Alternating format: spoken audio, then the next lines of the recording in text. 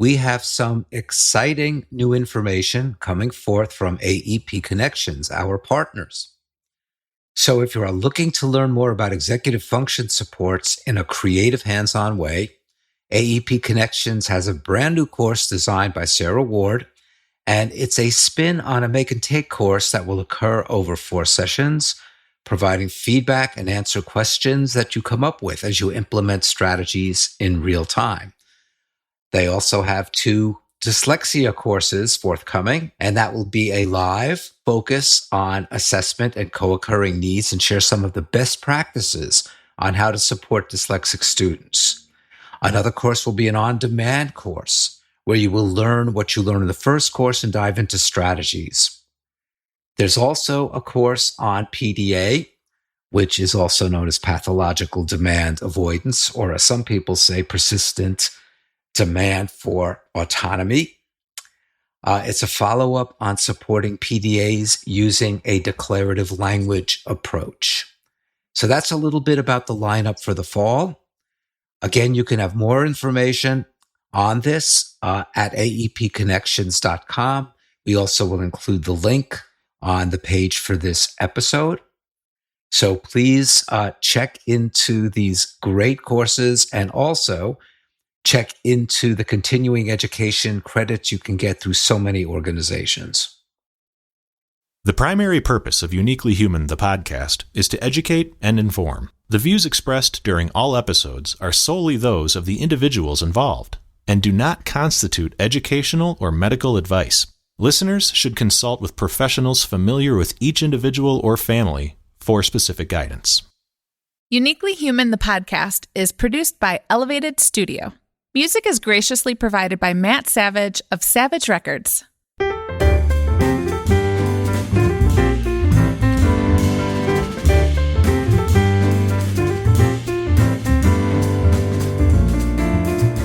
Hi, I'm Dr. Barry Prezant, clinical scholar, researcher, and consultant on autism and neurodiversity, and a Brooklyn boy raised in the big city.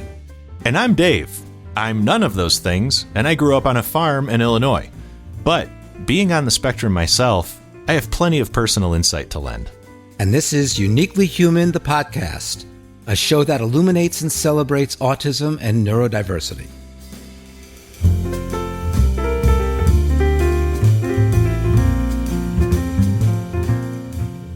Today on Uniquely Human, the podcast, we are very excited to have a conversation about the journey of Daria Brown. So, Daria, welcome. Thank you so much for having me. I'm so excited to be here. Yeah, and I'm excited to have you because in a way, we are connected through the whole path of developmental and relationship-based interventions. You with your history, which we'll be talking about, with Floor Time and certainly Dr. Greenspan's work in ICTL, and me with the CERTS model and having worked with Dr. Greenspan in the past. So let's share a little bit about you before we move ahead, okay? Sure. So Daria has a master's degree in personality and social psychology from the University of British Columbia in Vancouver, one of my favorite cities on earth. She has worked in the fields of research, evaluation, and education for over 30 years at universities, not-for-profits, and in government. After her only child experienced severe brain inflammation at age 2 and received an autism diagnosis at age 3, Daria began searching for ways to support his development. She chose play over intensive behavioral therapy, and we'll talk about that a little bit more and why you did that. His brain injury resulted in him also having dyspraxia, the developmental coordination disorder, and intellectual developmental disability. And Daria also was diagnosed on the autism spectrum herself in May of 2024. Daria has been dedicated to supporting parents by providing resources through her blog and her many, many podcasts at affectautism.com, and we will have a link on the page for this episode, as well as the parent advocate for ICTL, the International Council on Development and Learning. Her recent book, which we'll also talk about, is We Chose Play, Raising an Autistic Child to Thrive and Feel Understood. And Daria, is part of our friends up north, currently residing in the suburbs of Toronto. Wow, lot going on. So much we could talk about. Yeah. Okay, so why don't we start with something that you actually shared with us prior to the podcast? And you said having my son diagnosed as autistic completely rewired your life's path. And despite being terrified at first, it brought so many opportunities and joy into your life, and those close to you. Please share some more about that. Well, I think, like most people, you don't plan to have a child with a disability. It's sort of something that happens. And it was very scary when my son was in the hospital because I literally didn't know if we were going home the next day and everything was fine or if he was going to die. Like he was hooked up to every tube, he was unconscious. And I think it was very black and white. I didn't see any gray area in there. And I've now been living the gray area. Okay. Yeah. And especially, like you said, again, the conflation of factors. You've got or the compounding of factors. You've got the fact that you're a mom, you're a new mom. You don't know, you're not a medical expert, and you're wired for being on the spectrum. Most of us are wired for catastrophizing, but Yes. I wouldn't call it necessarily catastrophizing when you said, your 2-year-old son is hooked up to every machine and monitor in the hospital. That's as bad as it gets. That's funny you bring that up because one of the things, and the first chapter of my book pretty much describes that experience of what's going on. Like, I'm in shock. I went into emergency with his dad and him and just completely dumbfounded with what was going on. And I just broke down and went on the floor and cried. And it was an emergency room where there was a medical team around him and they had, a mask on his face and, it was like crushing his nose. And I'm like panicking, what are you doing, my baby? And he's marching around giving orders. My son is having seizures nonstop. And I just started crying. And this one nurse runs over and she's like, "Oh, are you okay? Do you need help?" Like as if it was strange what I was Yes. doing. And I just, it just blew my mind the way they reacted. Like, "Do you need help?" And I'm like, I'm crying because my son, look at him. So yeah, it was a terrifying experience. But what came out of that over the many years, because I would say I was in post-traumatic stress for a good 4 years, I was going to at ask. least, Yeah. at least, really accepting that I am now on a different path. My family's now on a different path. My son is not the child that I thought he was going to be. He's going to need a lot of extra support. For how long, I don't know. I mean, at the time he was 2, so just like many parents that I support in the weekly parent support meeting at ICDL, they come in and they think in the beginning, "Oh, I'm going to catch my child up before they start school." Right. And I remember even asking one of the teachers early on, and he was at a private school because he would have been a quote unquote behavior child at a public school. And I didn't want to go that route and put him through that stress. I remember saying, "Oh, when do you think he'll be back in regular stream school?" And just the look on her face said it all. And I just went home and I cried. And I just, that's something that happens early on, is that it takes time. And I don't know that I could have given myself any advice to change that. You have to get into that place where you accept the child that you have. And like Dr. Robert Nassif, one of your first guests, said, really love and accept the child that you have. They need those energetic parents, and the grief that you experience is your own. And so I really had to face that. But out of this whole experience has come so many opportunities and joyful moments because I had the privilege of not having to go back to my job and being able to start this blog to share what I was learning with others. And I felt a duty to do that because I had that privilege, because we had help from both of our parents to financially support us through this. And at the time, my husband was still a graduate student. So, we really were relying on my income originally. And so having that opportunity to deep dive and just read Engaging Autism by Dr. Greenspan and Dr. Weider, and just jumping in, like, what is floor time? Floor time truly became my passionate interest. And the way I fell into that was when we came out of the hospital. I just happened to turn on the news one night, and on CBC, which is, I guess, similar to your NPR, they had a spotlight on the study at York University led by Dr. Stuart Shanker, and it was about floor time. And it just resonated so much with me because I had become a parent later in life. I still felt very young, but my doctor said, you better think about having a kid soon if you're planning on having a kid. I was 38 when I was pregnant. And so I jumped in and I was absorbing all of this content from Dr. Gordon Neufeld, who's a Vancouver developmental psychologist. And it was on an attachment model of parenting, but it was so it's basically a developmental approach. And so that resonated so much with me that when I heard about floor time, I'm like, oh, this is like Dr. Neufeld's stuff applied to autism. And so it's brought in such a rich interaction and connection with my son, being able to appreciate who he is and his unbridled enthusiasm and joy, and just the opportunities that I have professionally now to really be doing something that I love that can support other parents.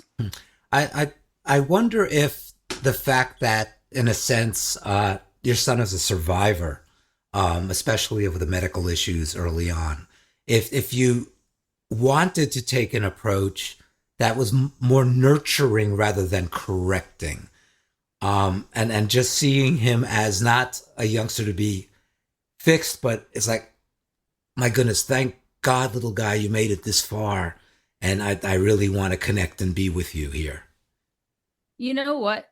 Oh, Barry, that is a really interesting insight. In all of the years, my son is now 16. I've never heard that mentioned. And I'm going to have to reflect on that, because that really does resonate with me when I think about, all of the different types of services that were available and what resonated with me. I absolutely did not want to see my son suffer any more than he had. And I remember thinking in the hospital, if my son lives, if this all goes well, like every day with him is going to be the best day of my life, because he's the light of my life. Yeah. Wonderful. Such a good point. Yeah. So let's follow you in your journey a little bit. You eventually were diagnosed as being on the spectrum yourself. Was that a surprise? Did you have some questions about that prior to that time? And what about the connection to your son? And we've had a number of parents on who are neurodivergent or specifically have autism diagnoses. And they look at their kids and they say, oh my goodness, I see some patterns here that are kind of similar. And Dave is one of these people. So I'm just curious about that.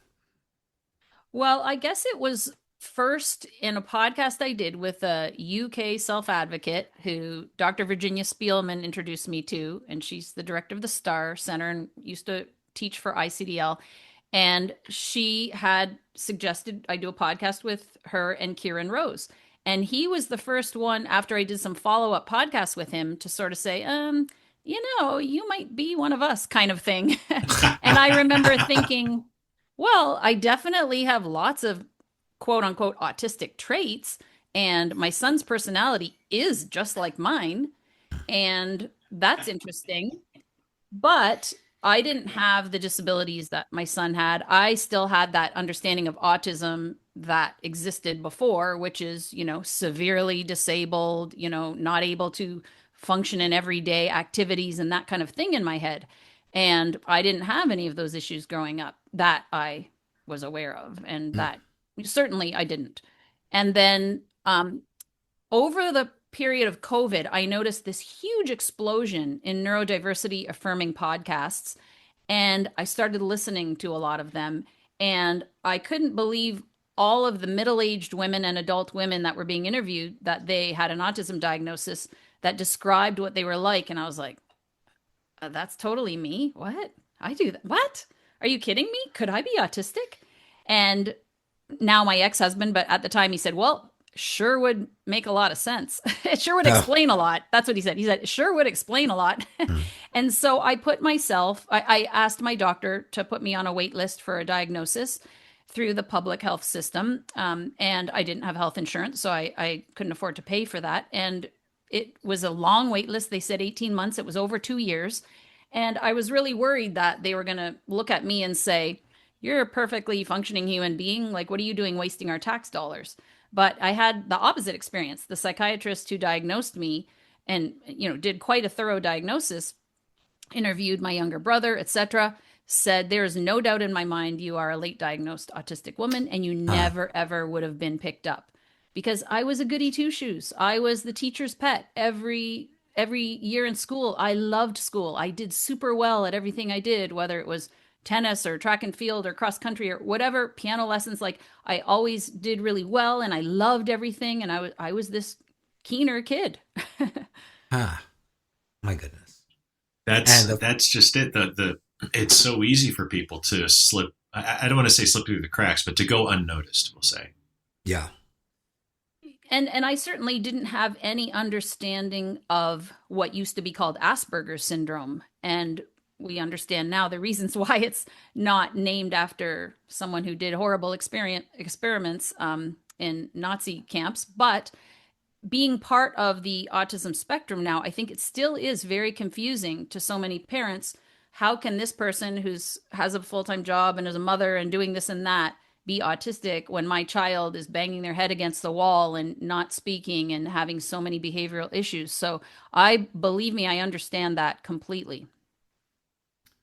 Yeah, I would imagine that many parents address that issue with you on your podcasts, or at least your support groups that you run. Because there is that feeling, and I don't want to do a deep dive into this, but I was exposed to this years ago. I was actually in Australia and met with a very prominent dad there who had a son with very significant disabilities as part of his autism, and he expressed anger at people who can get up there and be articulate and describe their life experience and call themselves autistic.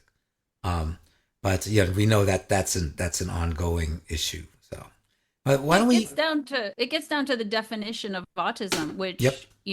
We talk about meaning making in floor time. And if you have a different understanding of what autism is, and, I think pretty much well accepted now among autistic researchers and among self advocates, is the understanding that autism is just a different neurotype, the way your brain is wired. Mhm. And there are many, many co-occurrences that can come with that are disabling. Yeah, and I think that's consistent with what Dave and I feel. I don't want to speak for you, Dave, but let's talk about co-occurring conditions which really impact the lives of children and adults, in some cases causing incredible disabilities. But it may not be the autism per se. It's the co-occurring conditions. Yeah. That's what's not well understood yet. Yeah. Yep. So you chose, let's go back to your son, okay?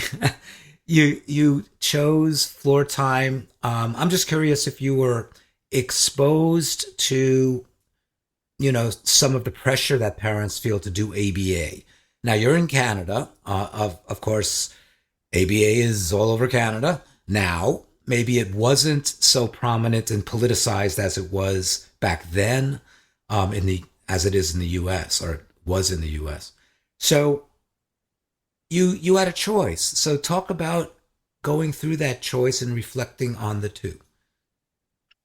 Well, in the rehabilitation hospital, my son was at Sick Kids Hospital in Toronto for 3 weeks and intensive care for the first week. And then we went to the Holland Bloor View Kids Rehabilitation Hospital. And at the time, I can't speak for what it has now, but at the time, the services that were there were very behavioral based, although they also had play based, they had a play therapy and things like that. But basically, our son was sat at a table, and he's 2.5, sat with a seatbelt and showing cue cards and things like that. The old school kind of speech therapy that, of course, you would be familiar with. And I just remember, and then, even carrying on to some of the occupational therapy there, while some of it was body based, some of it was, can you put this piece into this shape sorter? Can you do, and, beforehand at, 18 months old, I have a video of him doing a shape sorter with no effort whatsoever, but he could no longer do that kind of thing. And so when I then was put in public services, luckily in Ontario, we had Hannon as the first sort of mode of intervention, so to speak. And it was lovely. The More Than Words course was very much like early floor time capacities that we learned. And it was, playing, connection, and that was good. But everything in Ontario is ABA. And think about the history. There were no services for autistic kids, and parents banded together and they demanded autistic services for kids. And what was at the time? ABA. And that's how it got funded in Ontario. And there is a strong ABA presence. And so all of the public funding was for ABA. And I remember the ABA person came to the house and they were doing the same kind of thing. Sit your kid down, put a seatbelt on him, and show flashcards. And every time I asked, whether it was at the rehab hospital, whether it was this ABA person, whether it was wherever we were at different services, what is the purpose of this? I'm not kidding. Every single answer, without exception, was to make him school ready. Yep. And I thought, to make him school ready. So what does that mean? We're talking about the understanding, meaning making. To me, that meant sitting still and listening and being engaged like I was as a student. Well, right after that floor time video, I had the opportunity to go to York University and meet with the staff. And they told me, your son is a kinesthetic learner. He needs to move. And I could tell you all about his sensory issues from birth, but especially after the brain inflammation. He needed to move. He needed to be held. He needed to, and to have him sit. And to me, that was not a justification for putting him through what seemed pointless to me, because you're not going to force someone who can't sit still to sit still by training them. So right away, as I mentioned, I was familiar with the Gordon Neufeld's model of development, and then floor time was so much more aligned with that. And let me give a shout out to the Hannon Center. I'm a Hannon certified speech language pathologist, and I actually knew the founder of Hannon, Ayala Manelson, really well. And when I was in the early days, when I was hospital based at Brown University, I brought the Hannon people in to train all my staff. And for some reason, for many years, I just associated Toronto with Hannon, and then became increasingly surprised at the dominance of applied behavior analytic approaches there. So you found the right path for you, and you found the right path for your son, and you also recently published a book, and that kind of captures the notion of the direction you wish to take, you've taken. And it's called We Chose Play, Raising an Autistic Child to Thrive and Feel Understood. So talk about the book, who it's for, how you've integrated developmental and relationship-based approaches to help other people understand going in this direction. Right. I'm glad you said developmental approaches, because I really don't like that word intervention. To me, there's something dehumanizing about it. But I understand that things like occupational therapy to help with sensory integration or certain things are essentially an intervention. But I also see floor time as more of an intervention, even though I don't like the word intervention, for parents rather than the kid. So how do you shift your focus away from this is what I want my child to be doing to who do I see right in front of me, and how do I build from those strengths? DIR, developmental individual differences, relationship-based model. Look at where they are developmentally and how can I meet them where they're at? How can I respect their individual unique profile? Everybody has a different sensory profile and different individual differences. If you have different medical conditions, disabilities, etc. That's all part of your individual differences, and using that relationship to connect and make them feel understood. And if we think about when we were children, when did we feel the most alive with another person? It's when we had that connection with them. What did we learn best in school? Our favorite teacher, because we had that connection. We learn through relationships. And this is the beauty of the model that Dr. Stanley Greenspan had, in his mind for so many years and developed with all of his colleagues so well. And so I just really wanted to write a book about our journey, but I never had the idea of what I could offer that was unique. I thought, I could just tell another story about another person's life, which is very valuable. Lived experiences are valuable. But once this whole neurodiversity movement, sort of became more popular after Steve Silberman's book, then COVID and all these podcasts I was listening to, I started realizing, okay, floor time is still seen by a lot of people as trying to make a child neurotypical because it outlines these developmental capacities that children go through. And maybe in the beginning, that was part of it when autism wasn't totally understood. But where Stanley Greenspan was ahead of his time is seeing the strengths in everybody and acknowledging those individual differences. And he always, I've listened to so many of his radio shows and read his stuff where, he never met a child he couldn't engage with. It might just be that they don't like the tone of your voice. So try speaking a little bit differently and see if the child, you get that gleam in the eye. So there's always a way to connect with somebody. And so how could I convey that in a book where I also include, which isn't included in the floor time literature, how it looks different for autistics? So why is it not a model for neurotypical development? Because autistics are human beings, just like everybody else. And this is a model of human development. And I have watched my autistic son with very challenging disabilities. Although I would say, if you have the parents of children who have very severe disabilities, they might be at one end. Maybe someone like me or Dave might be at the other end. My son would be in the middle. He has a lot of challenges, but he's very verbal. He's, he developmentally, cognitively, his interests and everything are much younger. Academically, he's, grade 1 or 2 level, even though he's 16. So how can we look at the floor time developmental capacities where it's taking into account how it looks different in every child? Because I've watched him go through those capacities exactly as every training leader of floor time has described to me that would happen. It's interesting because, I'm thinking, of course, the similarities with the CERTS model, where we understand that we have to always look through the lens of development and various aspects of development.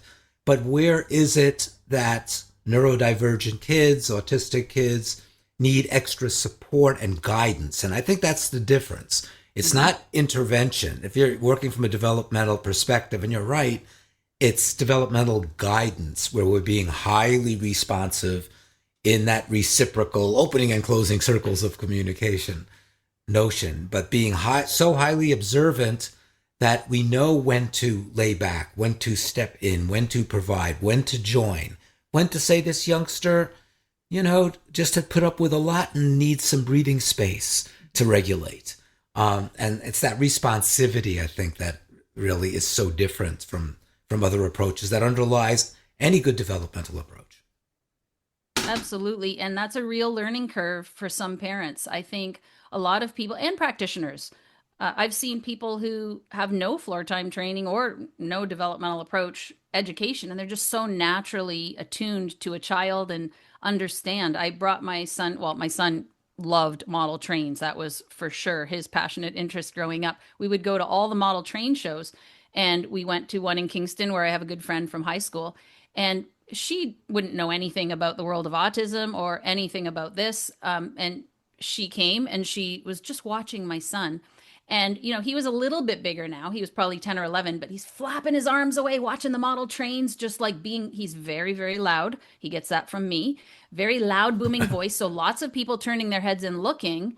And my friend is just going, look how happy he is. It's so good that you bring him to these shows. This is awesome. And she just saw that. She saw that naturally. Other people might take all the courses in the world, yet they still have a hard time really getting themselves in that moment and forgetting about agendas and just really connecting with the person and really making them feel understood. And isn't that a famous Greenspan quote? There's nothing better than feeling understood. Yes. And it's just so interesting when we think about the notion of happiness as a goal. In the sense of, okay, are you collecting data to see how happy this child is? I remember way back when a very prominent applied behavior analytic researcher and autism person said something to the effect of, well, if the choice is to have a child happy or to learn skills, I would choose learning skills all the time. And totally missing the point that everybody is more engaged, learns better, trusts people more when there is that affective connection, which Stanley really, really emphasized first in autism. Yeah, I was just going to point out that it's funny the observation of look how happy he is. Anybody who's on social media or reads self-help books or anything, in that vein, knows that most, at least in America, most people are willing to devote their entire life to meditation or different practices, or some people go out and take drugs, or they just to feel that level of completeness, joy, zen, whatever you want to call it. Autistic people get there very quickly, very naturally, when we're afforded these opportunities. This is the holy grail that so many people are chasing, and it's like, we have it. Yes. And so to sit there and suggest that, oh, well, no, actually, we need to sharpen those edges on these individuals. Yes. What? There's a line in one of Nirvana's songs, and of course, I was of the time Gen X that was in love with Kurt Cobain and Nirvana. I wish I was like you, easily amused. And I remember, like, I am so easily amused. I'm very easily amused, but I'm also not amused at all if it's not something that I have a passionate connection to. And yeah, that autistic joy, that enthusiasm, like my son is the embodiment of that. He's just so filled with joy. But I wanted to circle back to what you said, Barry, because it's really important that people understand that through DIR floor time, through developmental approaches, you can still teach skills and you don't have to be happy all the time. We call it, stretching, like giving. That was part of what, the DIR model outlined, that Dr. Greenspan outlined, is really stretching a child's flexibility when they're in a good mood, when the parents have enough patience, through floor time, having these opportunities to just stretch a little bit. Like maybe they really don't want to do something that they really need to do, and it's going to benefit them going forward towards autonomy and agency. And, you're just going to, and he called it playful obstruction. We like to think of maybe making that more naturally occurring as opposed to contriving it, because I think autistic kids are smarter than that. They know when we're pretending. But getting situations by the way, where, in speech and language, it's called sabotaging. oh, okay, I did not know that. Yes. But where you know what? I know you really want to go and get that whatever, but the store's closed now. Yes. Oh no. And can you tolerate that discomfort? Can the child sit in that discomfort and just stretching? I think Greenspan called it frustration tolerance, where again, it's done through attunement and in comfort. It's not stressing out the child on purpose by any means. That's another thing that's misunderstood. Yes. And so much of this has to do with the issues of co-regulation and what we refer to in CERTS as mutual regulation, which actually came from Brazelton, who worked with Dr. Greenspan very, very early on. But the whole notion and the attention, both in our work and in floor time, given to regulation as one of the bottom lines here, which in applied behavior analysis, totally off the radar screen for many, many, many years, until recently you hear some ABA folks actually using the term regulation and emotional regulation. But sorry if this is off-putting to some of our listeners, but a lot of the good stuff that people are saying that's good about the new ABA comes from developmental and relationship-based approaches. And we're actually had nothing to do with the first 2 or 3 decades of applied behavior analytic approaches. Right. And I mentioned that in the book too. And that was really inspired by Dr. Robert Nassif and Dr. Karen Levine, who I'm sure you know as well. Very good friends, yes. They gave me really good feedback on the first draft of my book to make sure we don't alienate parents who maybe don't have any options and they really need support. And maybe the only person they have is an ABA person. So I say, don't worry about the labels. Absolutely. Worry about the person and the relationship, because if that person cares about your child and loves them, and you know in their heart, Yes. they went into this field to help children, and maybe that's what they learned, and they don't know about other things yet, but they're really good at what they do. That's the most important thing, is having someone who understands that, whether they know it or not, developmental aspect of working with somebody. Yeah. I was just going to say, it's so funny. I'm reflecting as we're talking, because everything you're describing is very similar to my wife, who, as you know, Barry, was a speech and language pathologist who studied your work and like everything. This is all exactly what she, I would say her approach, and I'm saying that in finger quotes, her quote unquote approach to helping me and us build a better relationship is that sort of, we're going to stretch this. We're going to push the level of tolerance. We're going to not make things intentionally stressful, but, this rigidity, it's not working for our family. So I would say, okay, make me less rigid. She's like, well, it doesn't work that way. But, and so it's so funny to hear what you two are talking about in terms of these very important approaches to child development. And my wife actually working me through that process as an adult. So that's just where my mind is going with all of this. But anyway. And it's important for all relationships that we understand when we're with somebody who's a friend or one of our kids, and okay, we want them to reach that next bar, and it may result in some dysregulation, it may result in some anxiety, but that navigating through life is about dealing with those moments and dealing with the more extreme moments. So that actually leads to a question, Daria, that I was thinking about, especially in your parent support meetings. I'm just wondering, given what your son has gone through and given what your family has gone through, especially with the early medical history, do you ever get the sense that some parents you meet have the attitude that, well, if Daria and her family could navigate through this, then we should be able to, when maybe there aren't that many complicating factors? Oh, I don't want to speak for anybody except my own experience. So I just hope that my experience and my journey resonates with people enough to give them that hope that I needed when we were going through what happened to our son. And I really got that hope from the different floor time coaches that I worked with, and, would say, like, have you seen kids like my son? Have you seen them develop? Where did you see them go? And of course, nobody can predict the future, but just having that glimmer of hope and building on the strengths that are there. When I look back at some of those old videos of my son, those strengths were there. He was regulated. He was engaged in relating with me. He was having circles of communication with me. And all I could see at the time was, he's not talking. He lost his speech. He can't do this. He can't do that.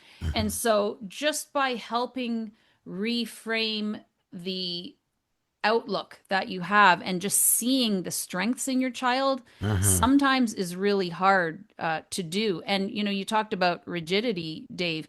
I will say that that's a very interesting thing that I've realized. You can think that my son is super rigid about something, but if you just frame it a different way, and in floor time we call that following his lead, all of a sudden he's not rigid at all. He's like asking to do this activity, because it's just, I think I can't remember which of your guests has brought it up. It's about the predictability. And when something is new and I don't know what you're talking about, I'm scared. That's it. The wall goes up and that's it. I'm not doing it. But all of a sudden, it's just about the way you approach it. And for my son, if it's anything having to do with Super Mario or Dog Man, all of a sudden he's interested. So now we can learn math and we can learn, all of these other things, or about something that might be hard for him.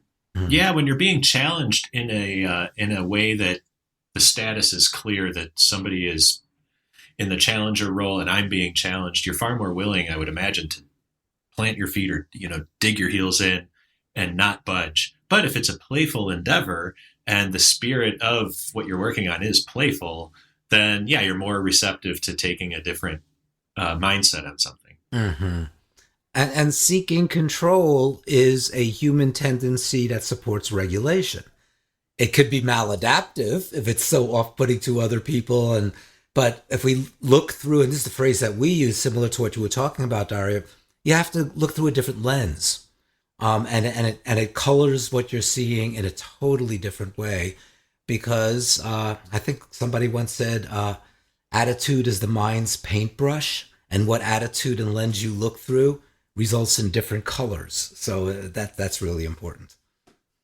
It is. And, Dr. Ira Glavinsky said something to me recently, and he's probably a name that you know well, Barry. I don't know if other people know him well, but he worked with Dr. Greenspan too, and he's a psychologist in Michigan. Mm. And he was saying, be careful about saying mindset, because that's very cognitive.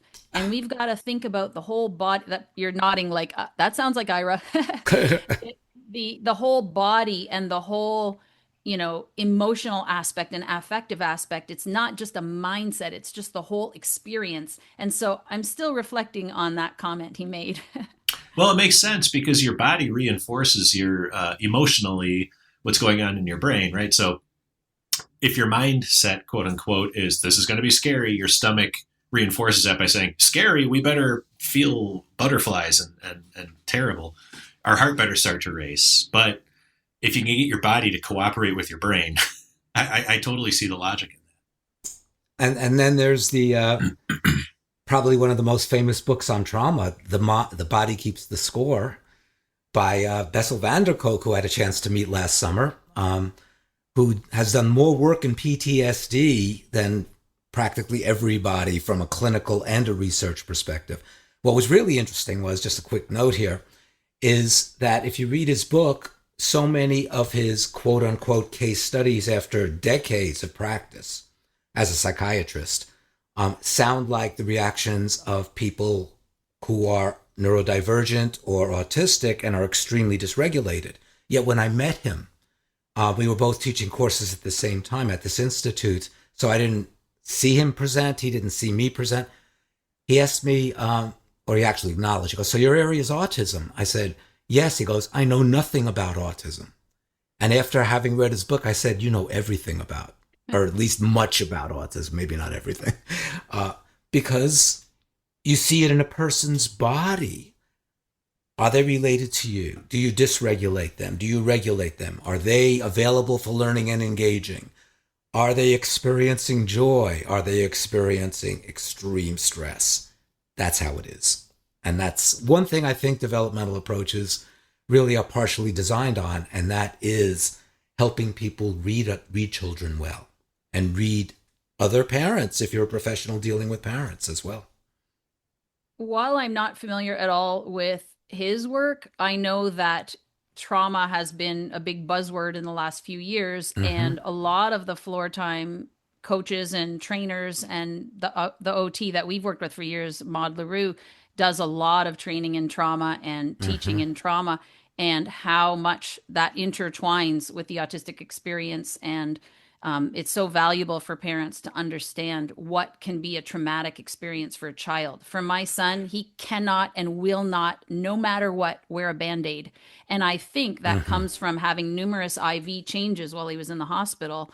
And even though we think, oh, he didn't remember that, his body remembered that, and he is terrified of Band-Aids. And even though it's become some people feel a cliche now, saying, oh, we're trauma informed, if you do a deep dive into it, I mean, the basic notion, and it's not easy to do when you support people as an educator or a therapist or a parent, but a lot of what you're seeing in front of you may have nothing to do with what's going on in the environment, may have nothing to do with what you're saying or doing at that point, but it has a lot to do with those deeply embedded memories that we all have in our lives and that we sometimes go back to and sometimes involuntarily come upon us in those instances. So important. And if there's one thing about a developmental disability that's invisible, I will tell you, all of my autism is in my head. The rumination, the going over things that happened, remembering everything that ever happened.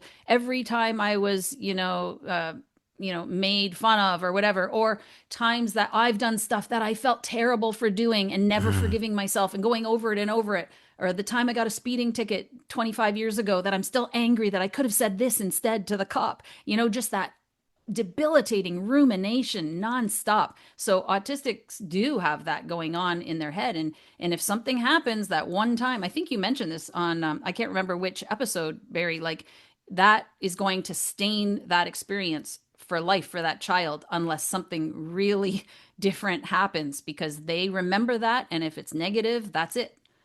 Yes. Yep, exactly. My daughter, just a couple of years ago, finally, for the first time, to my knowledge, stopped associating Christmas morning with me getting the flu, because the stomach flu, because happened when she was, whatever age she was, maybe around 3 or 2 or 3 or something, where she was just kind of coming online cognitively and was able to like forming things that would actually be real memories. That first Christmas where she was like really aware of what was going on, I got the stomach flu. And then every year she was just always looking at the side of her eye, like, is this going to be another flu year? And I do the same thing. The first impression, if it's a bad impression, is the lasting one. If it's a good impression, it can be easily replaced by a bad impression. I don't know what it is. And something as simple as birthday parties. My kid is terrified of birthday parties. That's such a common experience for parents. But it might be that your child's meaning of birthday party was this delicious cake. And then the next birthday party, it's a totally different cake. And they're confused. I was expecting that cake because that's what birthday party was encoded in their mind. That's right. And Nobody that wakes. And that's trauma for that child. That's trauma. It is. And then additional trauma when everybody else around you is like, whatever, it's yellow cake. Like, get over it. You suck, whatever. And now it's like, I'm not the one who messed up the cake. And I'm getting yelled at by my friends. Yes, you can tell this is very triggering for me. Yeah. And I've known many, many kids who were horrified by the coming of Halloween, because Halloween was always this very bizarre time where people did bizarre things. And that, for that child or those kids, has to be defined somewhat as traumatic. And when you think about the difference with, I hate to generalize, but most neurotypical kids, Halloween is like the coolest time of year. Wow. Well, we could see as this discussion goes on, there are so many, and I may say this in a positive way, so many rabbit holes we could go into here. But I guess, Daria, in summing up, what advice would you give to parents who've navigated what you've navigated through? And you do this probably all the time in your meetings with parents, but what would you say to our listeners who are parents of young kids?